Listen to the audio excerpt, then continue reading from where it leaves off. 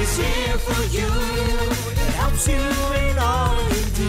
It helps you know you do. So tune in and now enjoy the fun. It's time for English, everyone. Studio Classroom is on the air. You can watch it everywhere. English is the way to go. So join us now, enjoy the show.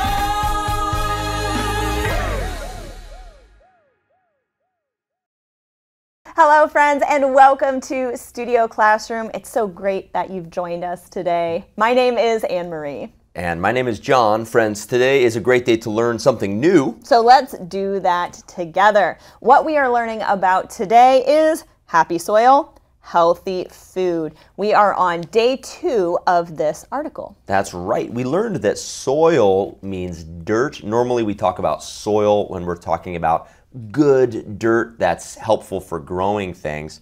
We also learned that there's this link between how good the soil is and how good food for eating is, right? That's right. We learned yesterday that if you understand the details about what you eat, you can make more informed choices about what you are putting into your body. We also learned that different places have different kinds of soil, which can really affect the food grown there. Well, there's a lot more to learn today, isn't there, Anne-Marie? There is. So let's get right into our first reading, friends. Here we go.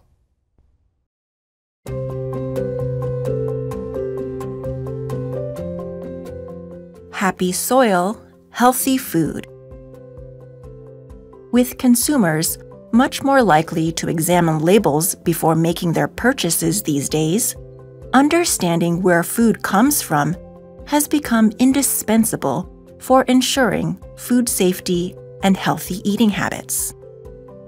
But beyond the label lies a critical concern: the environment in which our food is grown. And in Taiwan, where a portion of agricultural irrigation relies on groundwater, the integrity of the soil and groundwater is tightly linked to food safety.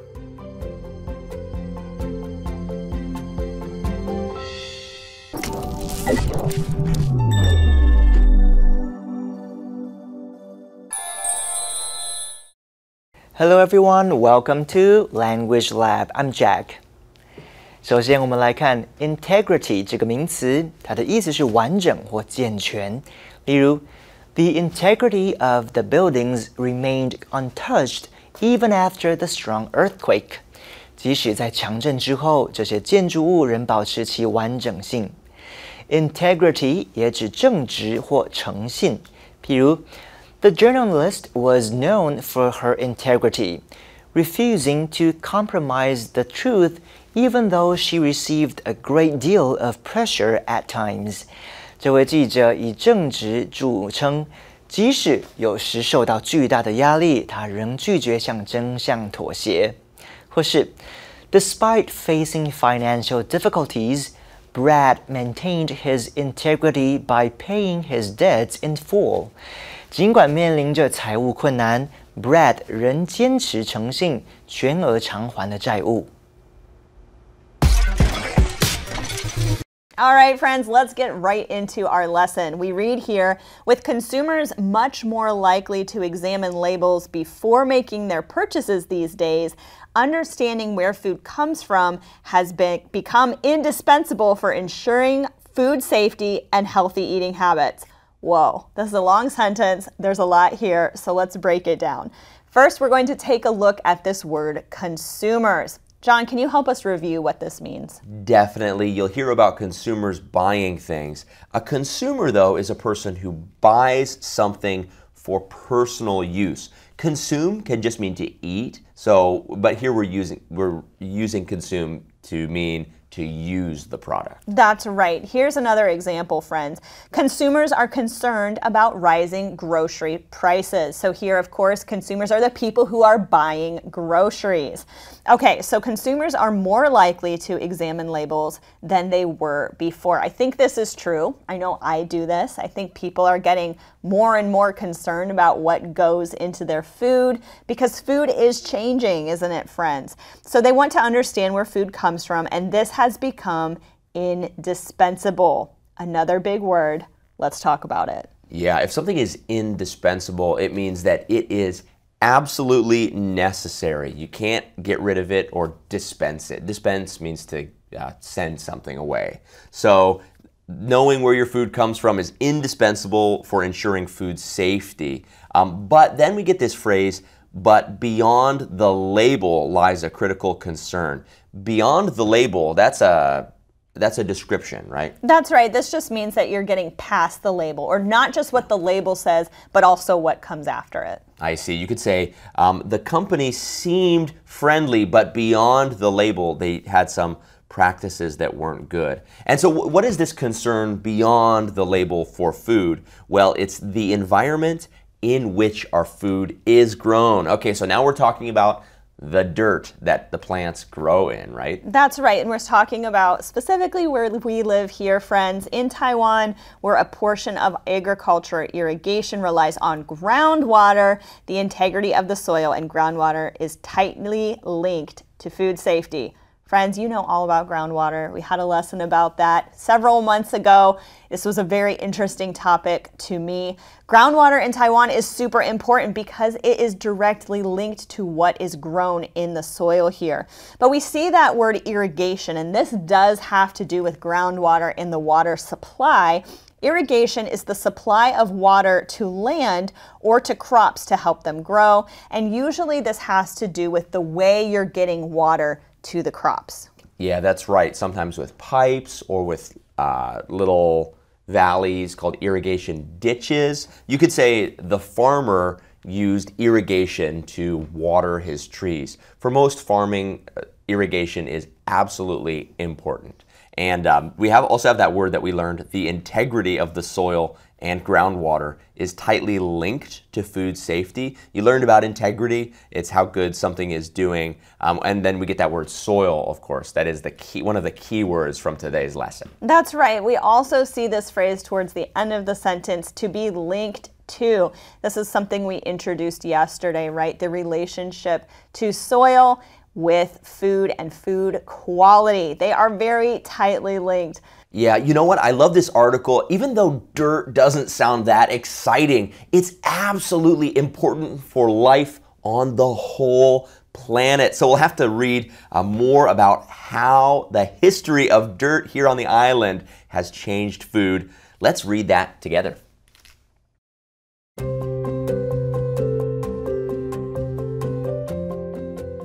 Happy soil, healthy food.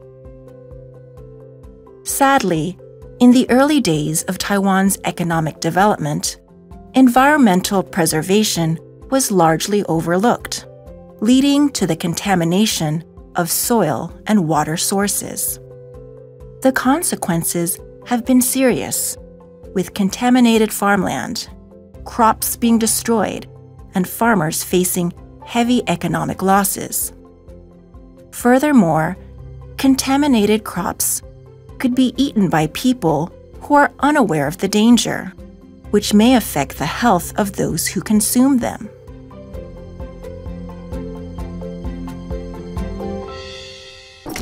"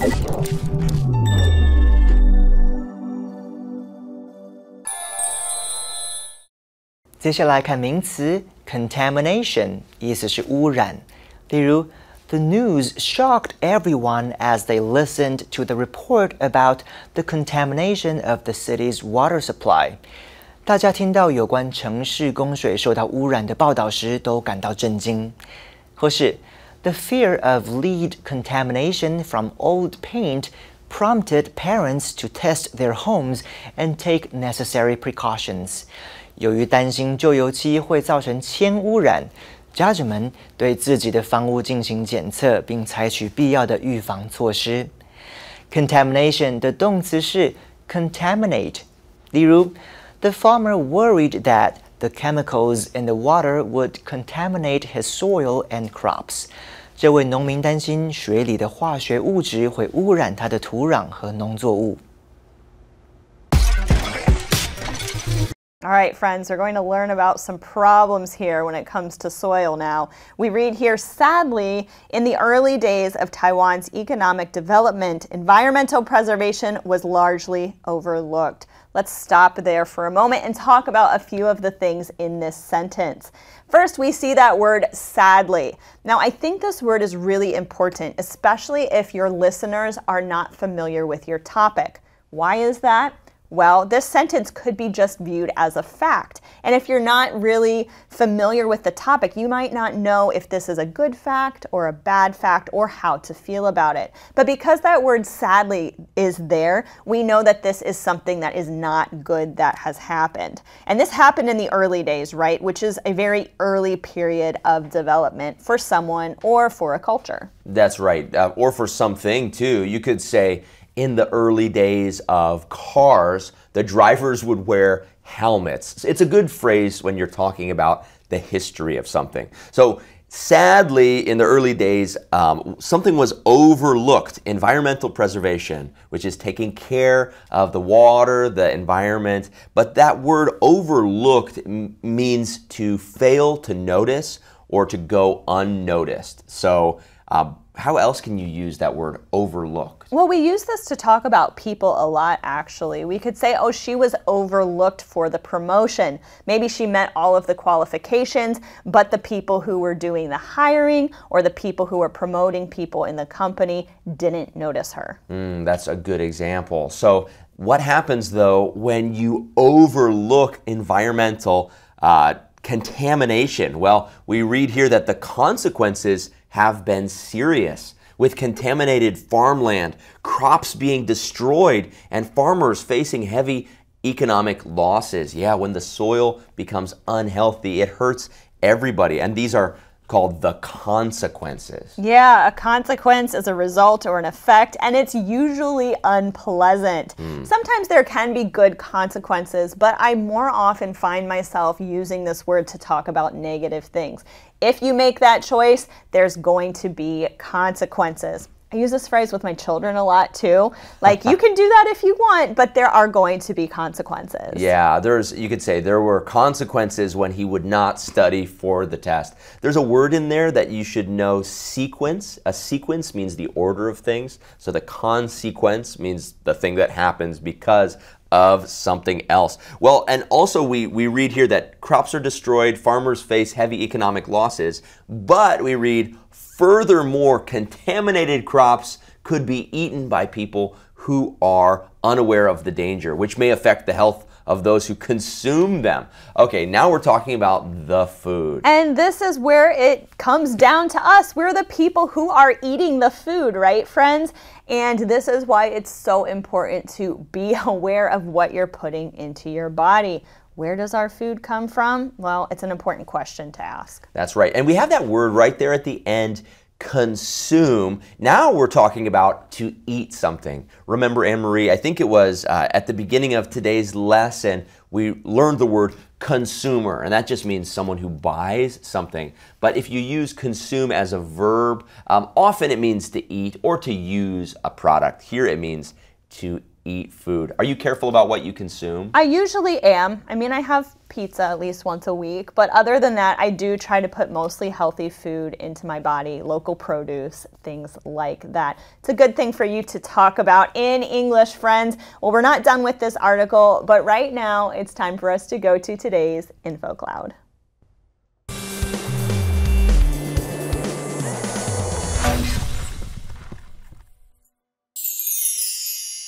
Hello friends, welcome to InfoCloud.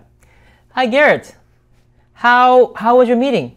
Hey Rex, the meeting was good, but I've been thinking about something our manager James said. He was talking about fertile and barren ground. Oh, that's some interesting language. We should talk about it. Sure. The word fertile usually refers to things like soil that are good for growing things. But in practice, we actually connect the word to all kinds of opportunities. Exactly. We describe all kinds of situations or environments that are conducive to growth and development as being fertile. So, for example, the booming tech industry created a fertile ground for startups to thrive. Got it. So barren ground is just the opposite then. Barren ground is dry, infertile soil that's unable to support much growth. Metaphorically, it describes situations or environments that lack opportunities or potential for success. For instance, the economic recession turned the once thriving city into a barren ground for businesses. I like the way the two terms can be used both literally and metaphorically to describe the potential for growth or success. 今天要跟大家分享的流行用语是源自于农业的名词，一个是 fertile ground 肥沃土地，另一个 barren ground 贫瘠土地。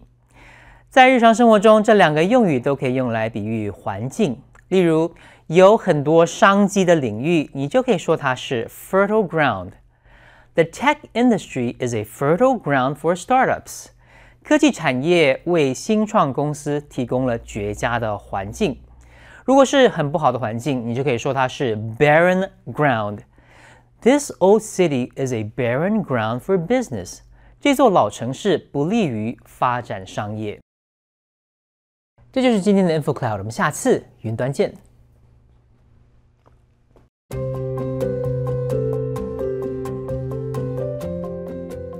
Happy soil, healthy food. As a result of numerous incidents over Taiwan's history, the authorities have established robust legal frameworks and governmental agencies tasked with managing and reducing environmental risk.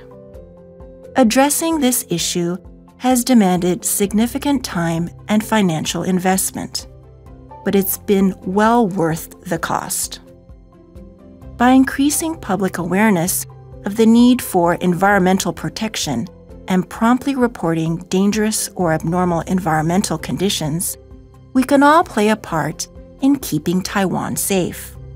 Remember, good food comes from good soil, and good soil is a gift that keeps on giving. “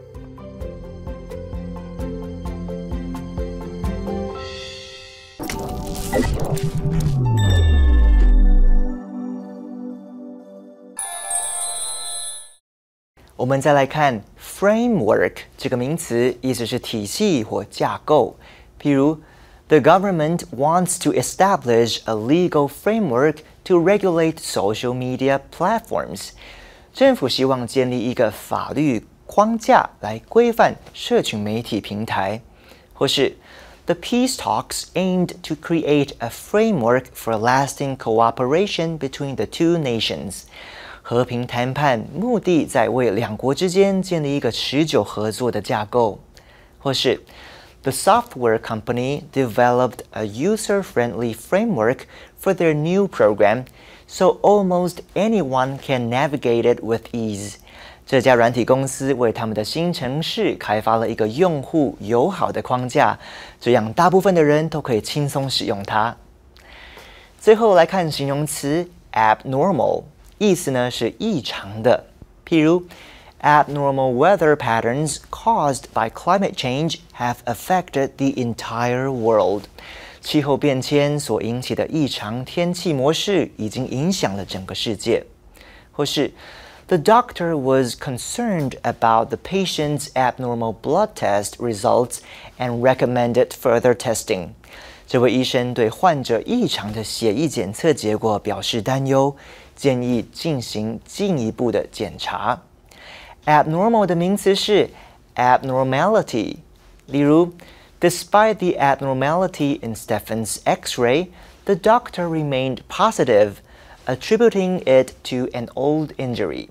尽管 Stefan 的 X 光片上显示异常，但医生仍保持乐观，把它归因于是一个旧伤。Okay, friends, it's time for us to see how our article is going to end today.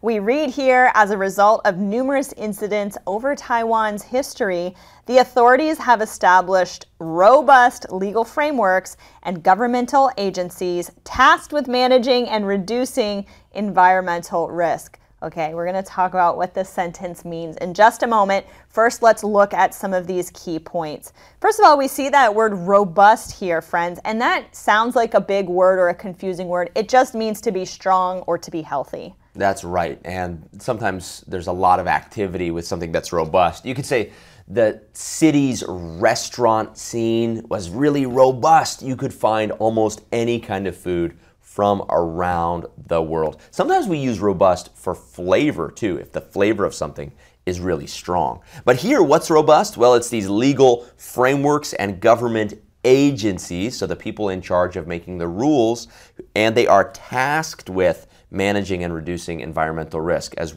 you read. So to be tasked with comes from that verb task, to be given a job. So tasked with just means given the job to do. That's right. For example, maybe you're tasked with getting the coffee and donuts for the morning meeting. It's your job to make sure everyone gets their coffee and donuts.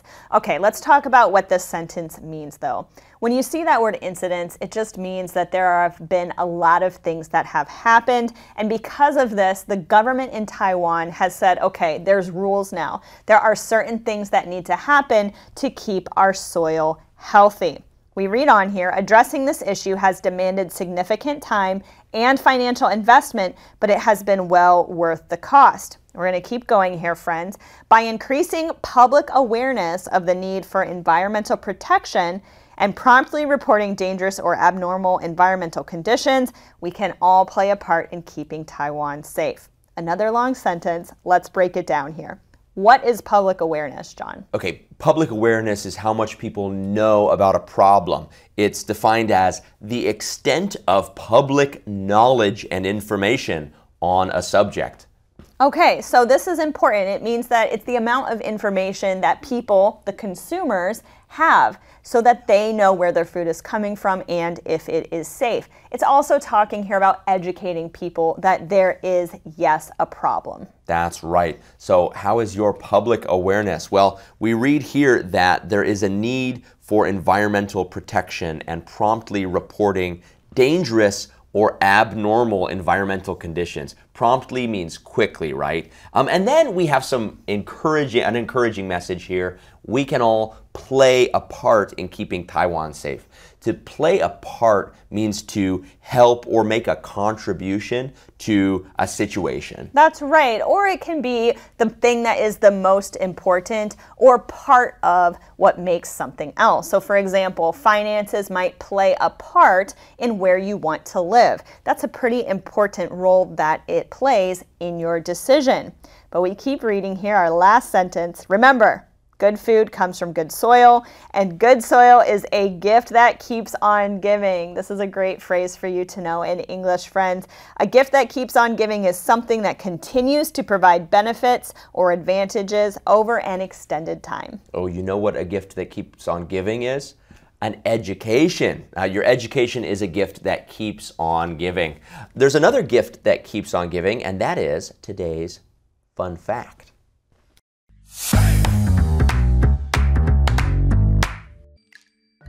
Hello, fact friends. I'm Detective Ernest Finder, and I have a fun fact for you today. Did you know that farming is the only industry that is considered truly essential? Essential means that you really, really need it. You can't do without it. That means that humans cannot survive without farming, but we could survive without pretty much anything else. And that's today's fun farming fact. As we end our lesson here, friends, let's look at today's Talk About It question. Do you check the nutritional facts before buying food at a convenience store? Why or why not? Well, I do check the nutritional facts for the amount of sugar when I'm buying my kids something at the convenience store, because otherwise there are consequences. That's right, and you're the one who has to deal with those consequences as a parent. I agree. I generally do check the nutritional information. I might not read everything, but I do at least check the calorie count and the sugar content. What about you, friends? This is a great thing for you to talk about in English. We'll see you next time right here on Studio Classroom. I am so proud to have you in my life. A good friend lasts a lifetime.